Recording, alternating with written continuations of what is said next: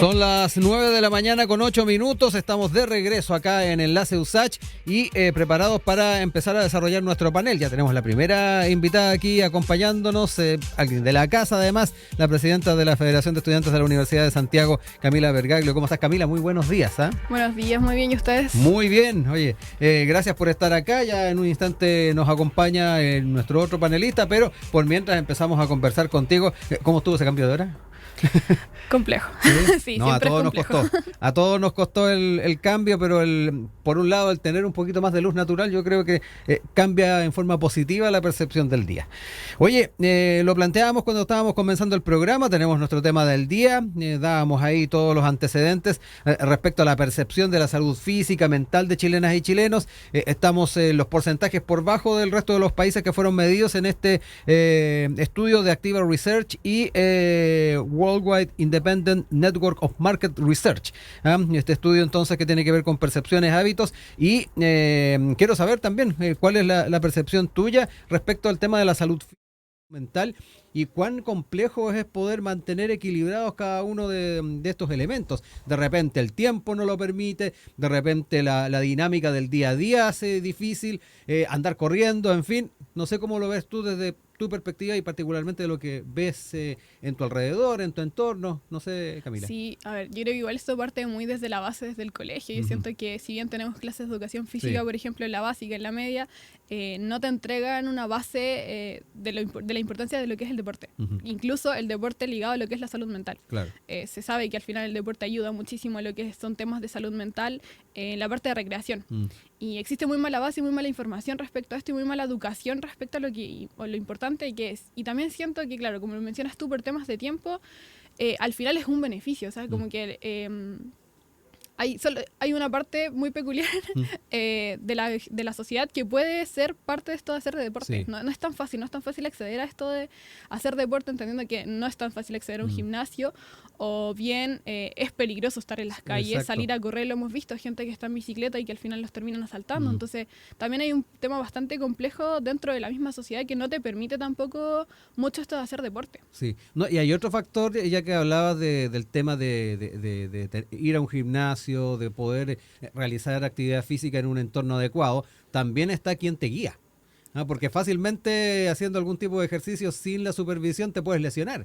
Así que también hay varios factores que entran en medio y eso generalmente también trae un costo asociado el poder hacer este tipo de actividades. Así que yo creo que ahí hay varias cosas que se podrían ir mejorando o agilizando a la hora de pensar entonces en estos números. Se nos suma Jorge Acosta, director del programa de salud y bioética del Instituto República, para dialogar en el panel de hoy. ¿Cómo estás, Jorge? Muy bien, Rodrigo, muchas gracias por la invitación. Toma agüita por mientras, porque ahí estábamos con Camila hablando del tema de la percepción de los chilenos de la salud física y mental. Hablábamos de todas estas cosas o factores que influyen. El tiempo, el poder acceder a un gimnasio, también la base desde la perspectiva educativa y de poder asumir ciertos hábitos. No sé también cómo lo ves tú desde una perspectiva también médica, Jorge. Bueno, sin duda que es muy importante poder darnos un poquito de tiempo para hacer los énfasis en varios temas de salud que muchas veces son olvidados. Uno de ellos es la salud preventiva. Es muy importante que las personas puedan tener un hábito de ir una vez al año al médico, hacerse exámenes preventivos, tanto en el caso de los hombres como en las mujeres, prácticamente a toda edad uno se puede hacer exámenes preventivos, desde cosas tan sencillas como ver cómo está el azúcar, el colesterol, cómo están funcionando sus riñones, a cosas específicas como, por ejemplo, los exámenes preventivos de cáncer, que son muy efectivos y muy positivos. En el caso de las mujeres, por ejemplo, el cáncer de mama, el cáncer cervicouterino, tenemos exámenes que ayudan mucho para eso. Y en el caso de los hombres también el cáncer de próstata o incluso también patologías cardiovasculares, que son mucho más frecuentes en hombres que en mujeres. Y por otro lado, el tema salud mental a mí me parece que es clave. O sea, de alguna manera en Chile tenemos una especie de estigmatización de las enfermedades mentales que hacen que hablar de un control con el psiquiatra, un control con el psicólogo, casi que una mala palabra. Sí. O sea, en algún momento alguien dice, bueno, pero no estoy loco, ¿por qué me va a mandar al psiquiatra, doctor? Y la verdad es que no es así. O sea, muchas veces situaciones complejas como las que estamos viviendo hoy día hacen que aumente, ¿cierto?, la la patología psiquiátrica, y muchas veces no en niveles muy graves, que con una medicación adecuada pueden andar bastante bien, trastornos de ánimo, trastornos de ansiedad, así que sin duda que siempre es bueno darse un espacio para recordar aquello y que hay salida, digamos, hay tratamiento. Muchas pacientes que lo están pasando muy mal con enfermedades como trastornos ansiosos, trastornos depresivos, logran salir adelante si es que se diagnostican adecuadamente y se tratan adecuadamente.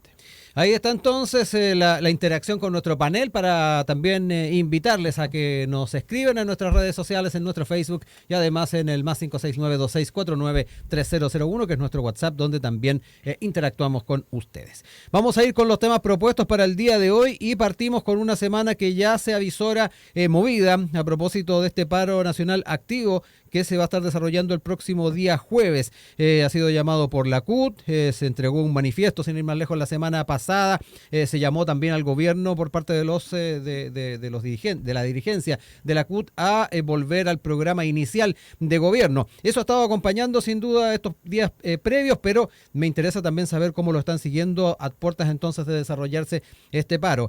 Camila, parto contigo porque dentro de todas las informaciones que uno logra observar de lo que va a ser esta paralización, saluda una convocatoria, trabajadores y estudiantes por un Chile más justo. ¿Qué tan presentes van a estar como dirigentes de estudiantes? No sé cómo se ha estado debatiendo aquello, se ha conversado con la CUT y particularmente por el rol que tienen también los movimientos estudiantiles en este tipo de situaciones. Sí, bueno, nosotros en Confet ya hemos conversado, hicimos una votación ya en 2 instancias porque ha ganado la abstención, precisamente por la poca información que había. Más que nada fuese una problemática que hubo no solamente en nuestra casa de estudios, que de hecho todavía no continuamos con votaciones, sino que en diferentes casas de estudio que la información no llegó a tiempo, entendiendo que, como te comentaba antes de esto, desde enero que se llama la paralización, pero recién la semana pasada salió el manifiesto social, donde establecen cuáles eran los puntos claves de esta paralización. Hay trabajadores del sector de construcción, por ejemplo, que ni siquiera sabían que había una paralización nacional llamada. Entonces, creo que ha sido bastante complejo como movilizar a la comunidad, a nivel sociedad, al pueblo, a que la gente entienda cuál es la importancia de una paralización nacional y que volvamos a hacer una paralización nacional con todo lo que implica. O sea, paralizarnos de forma nacional todos juntos es bastante complicado, más aún cuando la información llegó tan tarde. Pero claro, las universidades se están adhiriendo de forma particular. Nosotros, como te comentaba antes, también nos encontramos todavía en votaciones. Ya mañana salgamos ya el oficial si es que vamos a adherirnos como universidad o no. De todas formas, la Federación de Estudiantes sí va a participar de esta instancia. Jorge, me quedo contigo también. Ahí escuchábamos parte de lo que ha sido la trastienda, desde la perspectiva de la dirigencia estudiantil, la forma en que se ha tratado de socializar esto desde la CUT. Yo mencionaba esas declaraciones que se hizo desde la dirigencia, particularmente de pedirle al gobierno volver a los elementos iniciales del programa, particularmente lo que tiene que ver con el ámbito laboral. Me quedo contigo para también saber desde tu perspectiva cómo observas esta movilización y si efectivamente encuentra cierto canal de comunicación para con el gobierno tratar de sacar adelante algo que sabemos tiene mucho que ver también con las características de la composición en el legislativo. Bueno, pareciera ser que a la luz de lo que estamos viendo, las personas se han ido dando cuenta que no siempre, o más bien casi nunca, fruto de las movilizaciones, se logran avances significativos para el país. La sensación que hay hoy por hoy, evaluando lo que fue el 18 de octubre, es que pareciera ser que más fue un retroceso que un avance. Tuvimos 2 procesos constitucionales, la izquierda dijo que el gran problema de Chile era un problema constitucional. Bueno, tuvimos 2 propuestas, ninguna de las 2 fueron aprobadas por la ciudadanía y los problemas reales, los problemas de fondo, los problemas que hacen sufrir a las personas en el día a día siguen ahí. Seguimos con una economía estancada o incluso retrocediendo. Seguimos con problemas de salud, como ya comentábamos, bien grandes. Tenemos hoy día 2,7 millones de chilenos en lista de espera. Seguimos con problemas de vivienda, cuando nos damos cuenta que ni siquiera es capaz el gobierno de sacar adelante viviendas de emergencia, como lo que pasó en Valparaíso. Seguimos con problemas de seguridad, que es el mayor temor que tienen los chilenos. No solamente con más casos de inseguridad, sino que también con mayor violencia. Hoy día tenemos más casos de violaciones contra las mujeres, de asesinatos sin persona conocida, de robos con alta connotación de que los que habíamos registrado años anteriores. Al mismo tiempo también tenemos un problema grave de educación. Cuando se dijo que a través de las movilizaciones en la educación se iban a resolver todos los problemas, si se acababa el copago, si se acababa la selección, si se acababa el lucro, si teníamos educación gratuita universitaria, vemos que el propio ministro de Educación del Partido Comunista reconoce que la educación hoy día en Chile está peor que hace 20 años, lo dijo en televisión. Y vemos que hoy día hay 3.000 familias que todavía no tienen a sus niños inscritos porque no tienen matrícula. Y estamos en la segunda semana de abril. O sea, estamos hablando de una crisis por los 4 costados y que lamentablemente no se ha resuelto con un gobierno de izquierda, no se ha resuelto con ideas de izquierda y no se ha resuelto con movilizaciones. Pareciera ser que más que llamar a paralizar, lo que hay que hacer es un llamado a trabajar, a sacar adelante al país entre todos, a hacer que las cosas se puedan hacer de una mejor manera, todos en nuestro lugar donde nos corresponda y por supuesto que a la política también. Esta paralización que uno ve hoy día en la política también es un poquito indignante. Cuando vemos que todos están preocupados en el mundo político de quién va a ir de candidato, de si va a haber primaria o no va a haber primaria, de cómo tienen su cotita de poder, si le compiten o no al alcalde, y no se dan cuenta que hoy día la gente lo que está pensando es, mire, límpieme la comuna, asegúreme la seguridad en el barrio, deme las condiciones y trate de no remar para el otro lado, porque sin duda que eso hace que las personas no puedan, digamos, desarrollarse como corresponde para sacar adelante todas sus posibilidades. Camila, me quiero quedar con uno de los puntos que planteaba recién Jorge, que tiene que ver con el grado de cercanía que tiene este tipo de movilizaciones en las personas, en la ciudadanía. Jorge ha sido un poco más de historia reciente, lo que han sido diferentes situaciones que se han visto luego del año 2019. ¿Cómo ves también la forma en que la gente está buscando la solución de sus problemas? ¿Te da la impresión de que el tema de la movilización social tradicional está dentro todavía de los parámetros para la gente? Sí, yo creo que la movilización siempre va a ser una respuesta para mostrar que hay un problema público, para darle a entender al Estado, al gobierno, que hay demandas de la ciudadanía que se han convertido en un problema público, lo que responde a que necesitamos respuestas y soluciones en base a políticas públicas.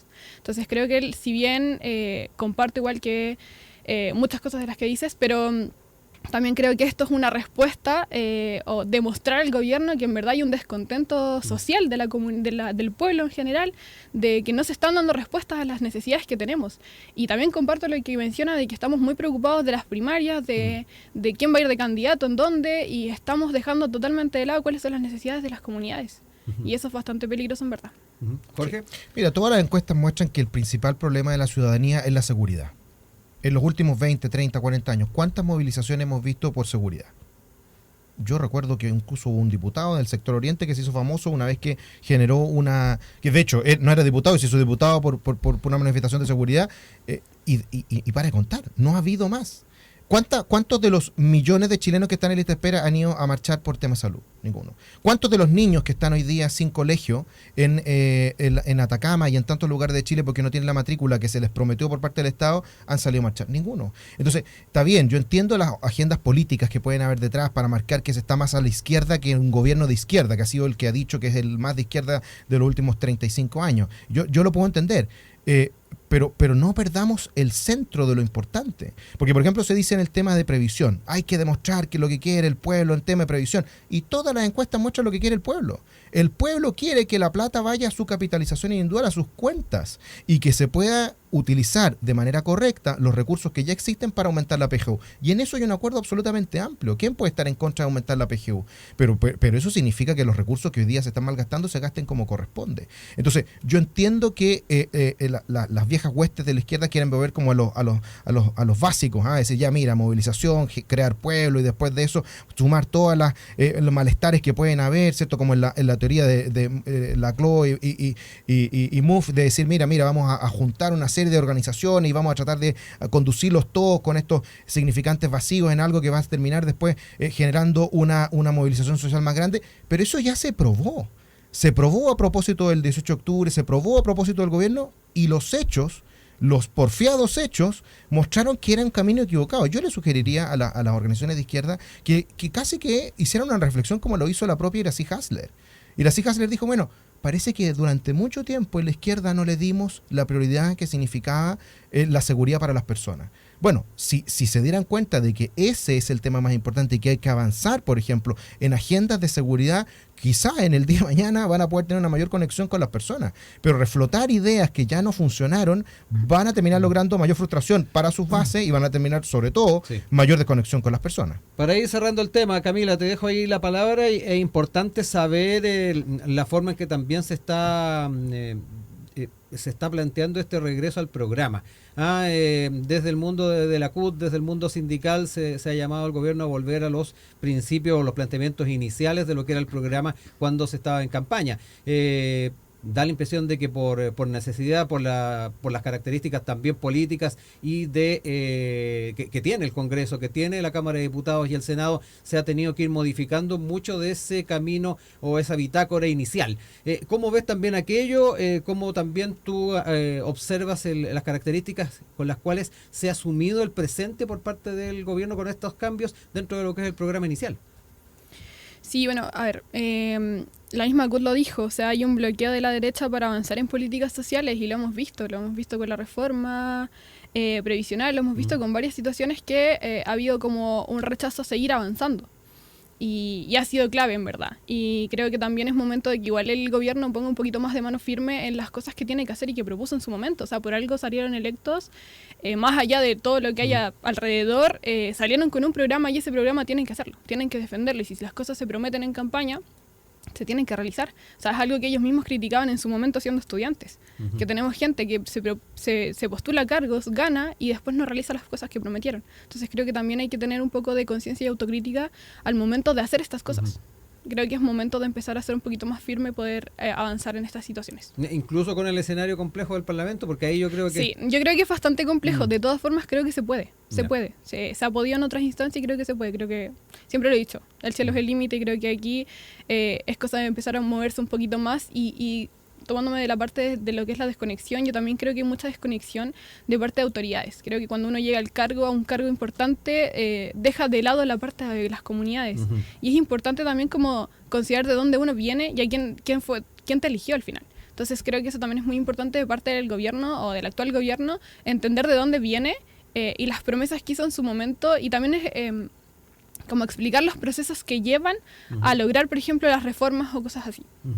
Jorge, te dejo tu tiempo para cerrar el tema. Mira, interesante esta conversación que estamos teniendo con Camila porque es una reflexión profunda que yo creo que tiene que haber al interior de la izquierda y del gobierno de lo que significa la desconexión. Porque, es muy disonante esto que hemos visto de un presidente de la República o de un gobierno, una coalición, que decía que había que, ¿cierto?, liberar el Gualmapu, que era un territorio liberado que había que proteger y que teníamos de hecho, una ministra del Interior, Isquia Sichis, que decía que iba a ir a visitar el Gualmapu y que después fuera, ¿cierto?, tuviera que escapar a balazo y después, obviamente después de su fallida representación como jefa del gabinete ministerial, reemplazada por Carolina Toá. Y nunca más se habló del Gualmapu. Teníamos un presidente de la República, ¿cierto?, cuando era candidato, cuando ganó las primarias de la izquierda y le ganó a Daniel Jadwe, hablando de que Chile había sido, ¿cierto?, la cuna y también sería la tumba del neoliberalismo. Bueno, y resulta que después, siendo presidente, dice que una parte de él quiere terminar con el neoliberalismo, pero otra parte de él quiere que siga creciendo y desarrollándose el país. Cuando tenemos una coalición, ¿cierto?, que incluso a través de sus representantes en el Consejo Constitucional hablaba de la teoría del decrecimiento, y por otro lado vemos un gobierno que está feliz y contento porque tuvimos un crecimiento bastante importante el 2024 en febrero recién pasado. Entonces hay una serie de contradicciones. Cuando lo mismo el tema cuando se dijo que se iba a liberar a los presos políticos del 18 de octubre y además se les entregó una pensión de gracia. Y luego de eso se revirtieron pensiones de gracia. El presidente dijo que no eran delincuentes los que habían sido liberados y ahí está el caso de Luis Castillo. Y además también de personas incluso que había cometido abuso sexual contra menores y pornografía infantil. Y esos fueron también revertidos. Es decir, hay una serie, en cada uno de los temas uno puede ver una serie de contradicciones. El Tratado de Libre Comercio, ¿se acuerdan o no? Que era el sinónimo de todos los males, el TPP-11, que fue uno de los pilares fundamentales de la política exterior del Frente Amplio.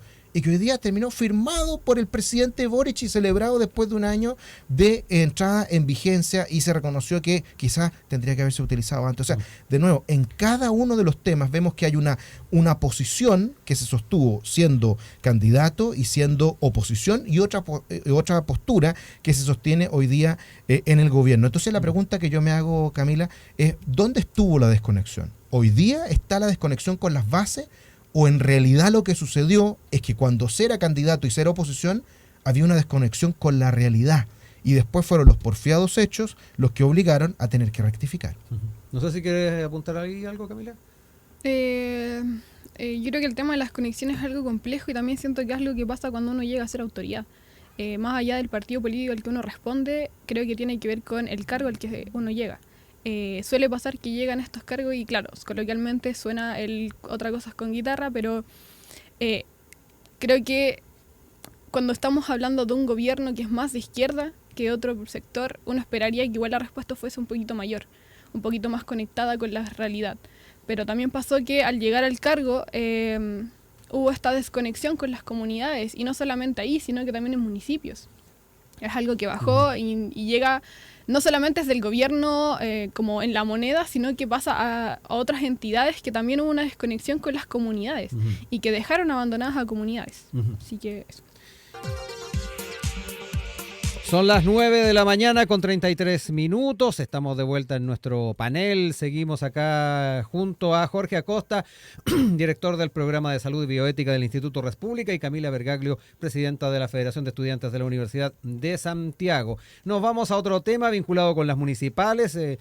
Dimos una vuelta en la primera parte, un poquito siendo críticos, y me da la impresión de que vamos a tener que seguir siendo críticos porque estamos ahí ya en momentos en que se están generando los pactos, sin ir más lejos. Amarillos por Chile y Demócratas ya oficializaron acuerdo electoral, se están ya haciendo los últimos retoques desde el Chile Vamos. También efectivamente, si es que los candidatos y candidatas que surjan del mundo republicano también van a tener un acuerdo dentro de cada una de las votaciones con Chile Vamos, y a la expectativa también de las resoluciones que tomen desde el oficialismo. Están con reuniones.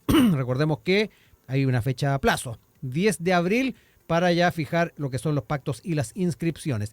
Jorge, me quedo contigo, no solamente para analizar la forma en que se han estado dando estas tratativas, sino que además el tema de la conexión de candidatas y candidatos con los territorios. Por ahí me da la impresión de que ha habido más de una crítica.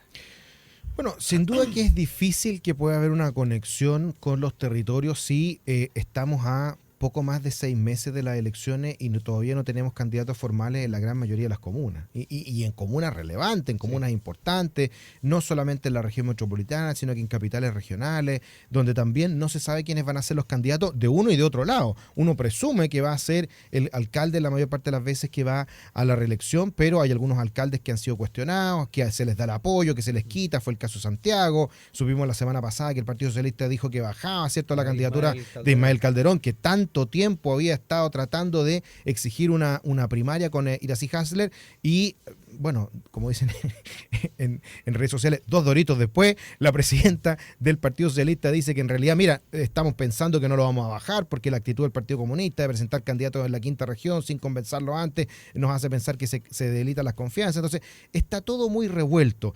¿Y por qué te contaba esto? Porque cuando tú tienes tan poco tiempo para un candidato local, con liderazgo local, con arraigo local, para desarrollarse, bueno, las posibilidades que tiene de ser electo son muy bajas. Sí. Entonces, por eso se termina recurriendo a figuras nacionales, a figuras más conocidas, con trayectoria política, que le suenan a las personas. Porque a nosotros nos entretiene, nos gusta la política, siempre discutimos, conocemos a las personas, pero en el día a día la gente no tiene idea quiénes son los candidatos. Sí. Entonces, por eso le sirve mucho cuando es un candidato que le suena, que lo ha oído y que sabe que algo ha hecho. Sí, ahí se me vienen a la mente varios nombres de los que han estado sonando. Lo que pasó en Las Condes, por ejemplo, donde la alcaldesa Peñalosa finalmente bajó su candidatura y Marcela Cubillos entonces ya llegó a Chile y asoma como el principal liderazgo y que eventualmente puede estar teniendo un buen desempeño. Hablábamos de Santiago, ahí también hay un concejal, Juan Mena. Juan Mena, sí, un gran concejal. Claro, que tiene una muy buena llegada en el territorio, sin embargo está el nombre de Sichel que está ahí con posibilidades de quitarle la posibilidad. No sé, Camila, cómo lo ves también tú, dentro de lo que son los territorios y efectivamente cuán importante es que existe este vínculo. Jorge decía, claro, puede ser generar, no solamente hacer entretenido un proceso electoral, sino que además la gente de repente se puede hasta motivar más con una persona con trascendencia nacional, pero cuando hay que ver los problemas del territorio, obviamente que cambia la cosa. Sí, a ver, yo creo que aquí hay un problema más de base y siempre voy a apelar al tema de la educación. La gente no se informa, la gente no busca la información, entonces al final si el nombre me suena es mucho más fácil. Y eso es lo que están apelando los partidos políticos, a buscar gente donde el nombre ya sonó, donde el nombre ya estuvo. Y creo que igual eso es un problema porque al final también caemos en la lógica del que tiene mantiene, también lo escuché harto, y no hay una autocrítica de la labor que realmente se hizo en el territorio. Tenemos municipios que tienen serios problemas en educación y aún así seguimos manteniendo la misma postura de la alcaldesa o alcalde que estaba, lo mantenemos. Cuando tenemos problemas de base que son sumamente importantes. Entonces creo que también aquí hay un serio problema de acuerdo a que el nombre suene. Los partidos políticos apelan demasiado a como gente que ya fue conocida, que ya conocemos, que escuchamos en algún momento que fue ministro de Estado, lo ponemos en este cargo ahora, o estuvo de alcalde en otro lugar y lo ponemos acá también. Eso no es responder a las necesidades de las comunidades y es un serio problema porque al final es egoísta, porque lo único que estamos buscando o lo único que se está buscando es tener la alcaldía de algún municipio y no pensando en las comunidades y las necesidades que tiene esa comuna. Jorge, hay dos elementos que deja sobre la mesa Camila. Uno tiene que ver con lo que es la característica del electorado, que no muchas veces mira programas, no muchas veces observa las propuestas que efectivamente vienen detrás de un candidato. Y ahí entramos en lo que también mencionabas tú, el tema de las figuras, los rostros que pueden obviamente generar mayor cercanía a las personas. Me quedo con ese elemento y lo otro que tiene que ver también con el balance, la evaluación que se hace de algunas gestiones edilicias a propósito de lo que decía recién Camila. A ver, yo creo que el tema del balance es importante y tratando de tomarme los dos puntos que tú decías, yo creo que hay un avance en el sistema político, como le gusta decir ahora, o en el sistema electoral, que ha pasado un poquito colado, pero yo creo que es fundamental el haber puesto límite a la reelección. Porque si sabemos que tenemos una ciudadanía que obviamente está más preocupada de sus problemas que de los problemas de la política, y que muchas veces cuando le dan a elegir entre personas más o menos conocidas y personas nuevas, votan por lo conocido porque muchos dicen prefiero diablo conocido que por conocer, entonces mira, ya, bueno, es bueno que existan estos límites, ¿ya? Que permiten que podamos tener una renovación, que podamos tener aire nuevo que vaya entrando y que se puedan corregir cosas que de otra manera no se hubiesen corregido. Y aquí hay ejemplos de todo el espectro político. O sea, mira tú lo que pasó en las comunas del sector oriente. Mira tú lo que pasó en Barnechea y lo que pasó en Vitacura y lo que pasó en Las Condes. O sea, tú tuviste una alcaldesa como la alcaldesa Merino que tuvo una forma muy distinta de enfrentar la corrupción de lo que hizo la alcaldesa Peñalosa. Y eso le costó, por un lado, a Peñalosa la posibilidad de reelegirse cuando surge una figura como Marcela Cubillos, y por otro lado, a pesar de que no tiene una figuración nacional, Camila Merino la verdad es que no tiene ninguna otra contendiente fuerte y probablemente se va a reelegir, porque frente a esa situación actuó de una manera distinta. Ahora, por ejemplo, lo que está pasando en Recoleta también. Vemos un cuestionamiento muy importante al alcalde Jadwe con una crítica, no más que crítica, con una cuestión a su gestión por parte de la Fiscalía que lo está llevando, ¿cierto?, incluso a pedir el día de mañana una prisión preventiva.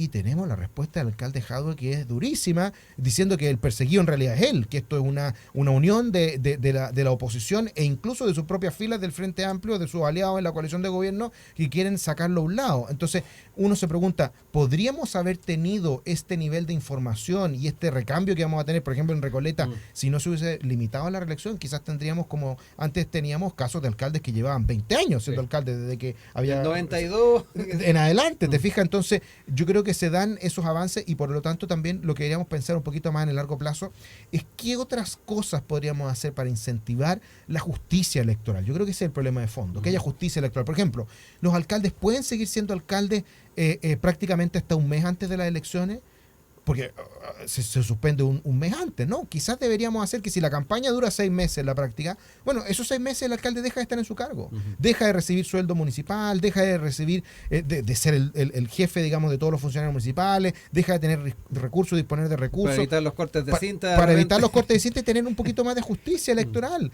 O el día de mañana, por ejemplo, si va a recibir sueldo, bueno, que ese sueldo se impute como gasto electoral, o si vas a tener otro tipo de prebendas que tienen los alcaldes, como por ejemplo, no sé, pues el auto, la secretaria, un montón de cosas. Bueno, también por último que se imputen como gasto electoral. Es decir, hay una serie de cosas que a partir de lo que estamos viendo nos permiten mejorar un poquito el sistema. Varios ejemplos, Camila, que deja Jorge respecto a la manera en que se ha tratado de poner ciertas cortapisas y además también siendo propositivo respecto, por ejemplo, el tiempo en que un alcalde o alcaldesa tiene que dejar el cargo si es que va a la reelección. ¿Cómo ves cada uno de esos elementos a la hora de pensar en las formas que se hace mejor esta tarea? Y quiero sumar algo más, hablar un poquito también del tema del recambio y los liderazgos juveniles. No sé también cómo lo ves desde el territorio. Mucho candidato que llega con juventud en las concejalías, pero que no sé si efectivamente están los caminos para poder aspirar a encabezar una comuna. Sí, bueno, primero que todo yo creo que aquí hay que apelar un poquito más a la participación ciudadana y creo que deberían estar los mecanismos, y no solo municipalmente, porque entendiendo que al final eso es lo que vamos a elegir, sino que también de parte del Estado. Me refiero, debería haber un poco más de incentivo a la participación ciudadana y a informarse a quiénes son los candidatos.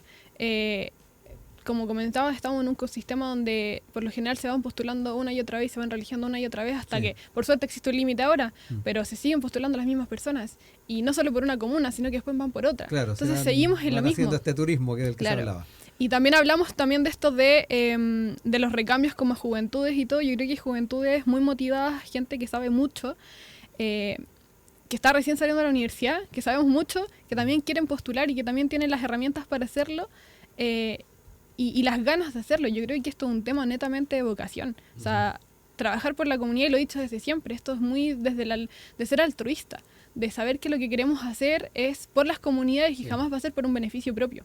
Comprender bien el concepto de servicio público. Exacto, fondo, ¿no? Así es, sí, entender que al final estamos trabajando y dando la respuesta a comunidades que lo necesitan.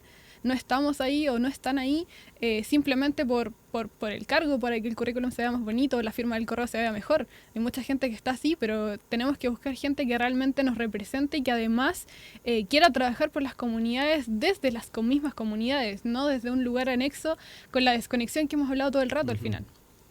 Jorge, tú fuiste concejal. Así es, en la comuna de Santiago. Cuéntame un poquito también las dinámicas en las cuales efectivamente un concejal que hace bien su pega puede ir aspirando a algo más. Bueno, mira, a mí me tocó el honor de ser concejal de Santiago en el periodo anterior. De hecho, me tocó compartir con Felipe Alessandri como alcalde, con Eliezer Hasler como concejala y con Juan Mena también como concejala. Así que estos protagonistas, digamos, de los últimos años en la política de Santiago, los pude conocer bien de cerca durante un buen tiempo. Y una de las cosas que más me llamaba la atención era que efectivamente Santiago, bueno, no es solamente lo que se dice el casco histórico, lo que vemos, ¿cierto?, de Ahumada, Huérfano, digamos, donde pasan 2 millones de personas todos los días, sino que Santiago es sus barrios justamente. Santiago es Matasur, Santiago es Balmaceda, Santiago es todos y cada uno de los barrios que van construyendo la comuna y que claro, cuando viene un candidato de afuera tiene que de alguna manera impregnarse de lo que eso significa, pero bueno, pueden hacer la carrera larga también, así lo había hecho en su tiempo Felipe Alessandri, que había sido concejal y que en tanto concejal había pedido, ¿cierto?, que quería ser candidato y que hubiera primaria. Acuérdate tú que le quería competir otra concejala, que era Carolina Levín, después le quería competir Cecilia Pérez, después le terminó compitiendo en una encuesta, digamos, Joaquín Lavín, y después finalmente le terminó ganando a la alcaldesa en ese tiempo, Carolina Toá. Y la verdad es que se puede construir desde abajo un trabajo territorial. Pesa, y el territorio pesa, sin duda, pero también pesa la gestión municipal, porque, bueno, no olvidemos que Felipe Alessandri cuando fue a la reelección sacó más votos que cuando había salido como candidato a alcalde, pero terminó perdiendo. ¿Por qué? Porque la elección anterior fue la izquierda en contexto de voto voluntario, la que no fue a votar por Carolina Toá, y después obviamente la izquierda fue a votar no solo por Iracy Hasler, sino que también fue a votar porque estaba en el contexto del proceso constituyente. No te olvides que en esa misma elección se eligieron también los consejeros constitucionales. Entonces, aquí también hay un tema que con la elección municipal, hasta cierto punto, hemos hecho una especie como de experimento en cada ciclo electoral, en los últimos 4 o 5 ciclos electorales. Porque si tú te acuerdas, hace muchos años atrás primero se elegían solo concejales y no alcaldes. Sí, ¿te acuerdas? Exacto. Ese fue un estilo. Claro, y dependiendo del más votado, claro, de los porcentajes. Uno era el más votado y segundo, claro. Y después venían los concejales. Exacto, el que tenía más concejales, el Consejo Municipal elegía cierto a su alcalde. Después tuviste la elección separada de alcaldes y concejales. Después tuviste una elección con voto voluntario 100%, porque antes, ¿te acuerdas que era inscripción voluntaria y voto obligatorio? Después tuviste la elección con los consejeros constitucionales y ahora tienes voto obligatorio, de nuevo, inscripción automática y voto obligatorio. O sea, en cada y con gobernadores y core. Y con gobernadores y con core. Entonces, en cada una de las elecciones ha ido cambiando un poco la forma en que se elige y por eso también no sería sorprendente que los resultados que uno vea ahora también sean bien llamativos, porque vamos a ver una masa electoral que durante años, sino décadas, nunca antes se había pronunciado sobre sus autoridades locales.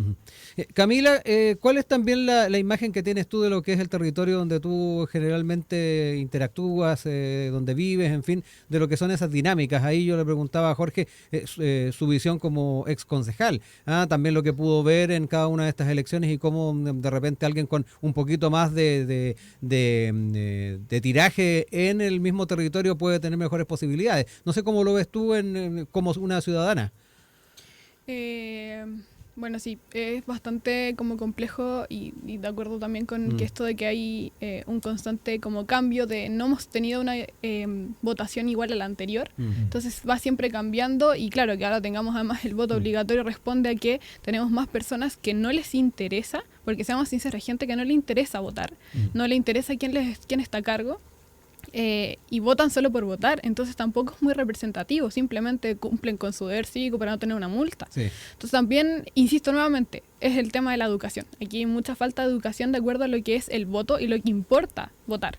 ¿Eso por dónde podría venir, Camila? Porque siempre se trae a colación la educación cívica que tal vez Jorge tuvo, que yo tuve. Hay en los colegios ramos de participación ciudadana, pero no sé si cumplen completamente con las expectativas. Bueno, al menos yo no tuve. Yo estuve en colegio particular subvencionado en básica y en medio estuve en un colegio municipal y yo no tuve educación ciudadana, en verdad. De hecho, yo salí del colegio sin saber lo que era un impuesto. O sea, en verdad hay un problema en la educación que es la clave donde tenemos que enseñar de por qué es importante votar. Por qué es importante que tu opinión se escuche. Que cada voto cuenta, que al final suena muy gracioso, suena muy divertido el eslogan de siempre, cada voto cuenta, pero ¿por qué cuenta? ¿Cuál es la importancia del voto? Y yo creo que este es un problema que viene desde la educación al final.